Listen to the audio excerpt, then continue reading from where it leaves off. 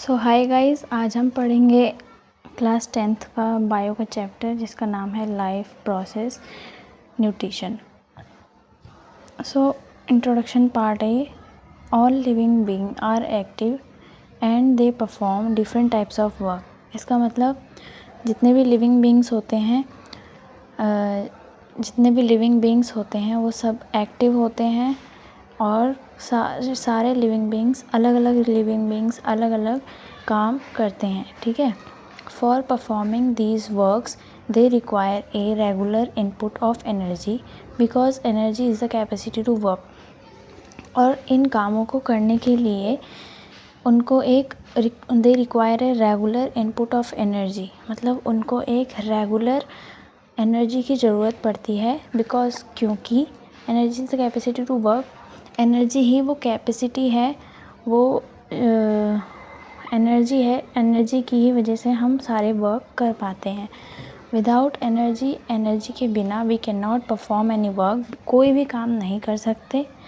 But where this regular input of energy come from, पर question ये है कि ये रेगुलर एनर्जी आती कहाँ से है।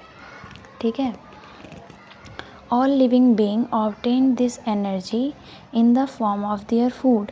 सारे लिविंग बीइंग्स एनर्जी को लेते हैं खाने के फॉर्म में। ठीक है। जो हम खाना खाते हैं उसी से हमें एनर्जी मिलती है।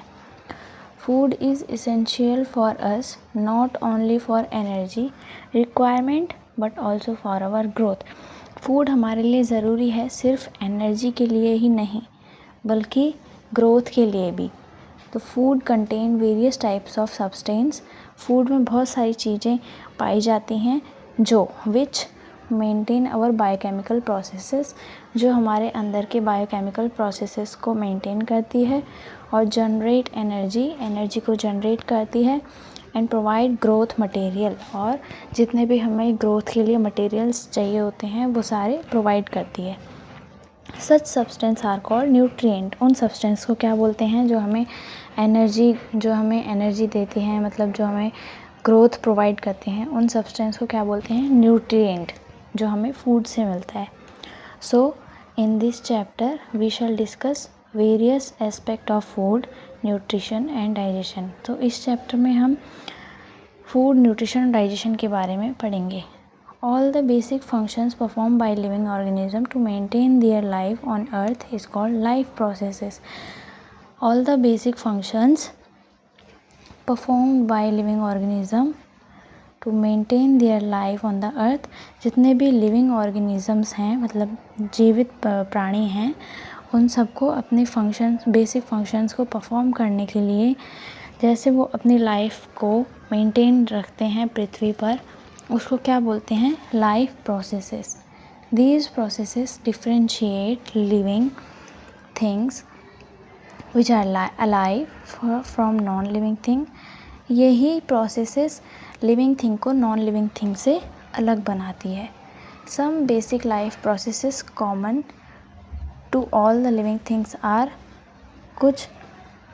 some basic life processes common to all the living things are some basic life processes common to all the living things।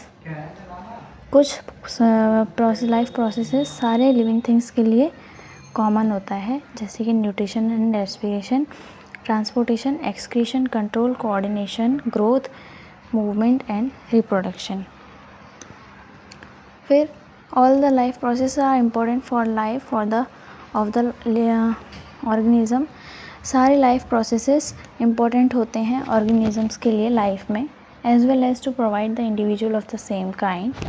Study of this processes is called physiology. अगर हम उन प्रोसेसेस के बारे में डीपली पढ़ेंगे तो उसको क्या बोलते हैं? Physiology. The chemical reactions occurring in the organisms are called biochemical reactions और मेटाबॉलिज्म। जो भी केमिकल रिएक्शंस होते हैं हमारी बॉडी के अंदर, उन रिएक्शंस को हम बायोकेमिकल रिएक्शंस और या मेटाबॉलिज्म बोलते हैं। इन कैटाबॉलिक प्रोसेस में क्या होता है? Example digestion and respiration. The complex organic compound break into simple compound, मतलब जो बड़े बड़े ऑर्गेनिक कंपाउंड्स होते हैं वो टूटते हैं छोटे छोटे सिंपल कंपाउंड्स में।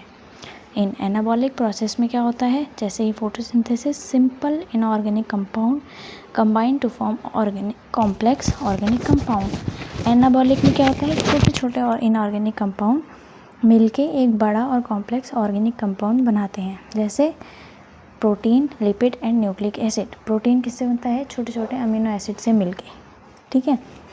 मतलब कैटाबॉलिक में बड़े बड़े ऑर्गेनिक कंपाउंड छोटे छोटे टुकड़ों में टूटते हैं। एनाबॉलिक में छोटे छोटे मिलके एक बड़ा ऑर्गेनिक कंपाउंड बनाते हैं। In unicellular organism their entire surface is in contact with the environment. Unicellular organism में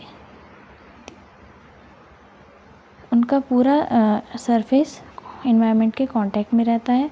no specific organ is required for eating the food. कोई भी ऑर्गन को फूड मतलब खाने की ज़रूरत नहीं पड़ती है गैसियस सेक्शन और रिमूवल ऑफ वेस्टेज के लिए, क्योंकि वो सब उनका बॉडी सरफेस से ही हो जाता है, ठीक है। मतलब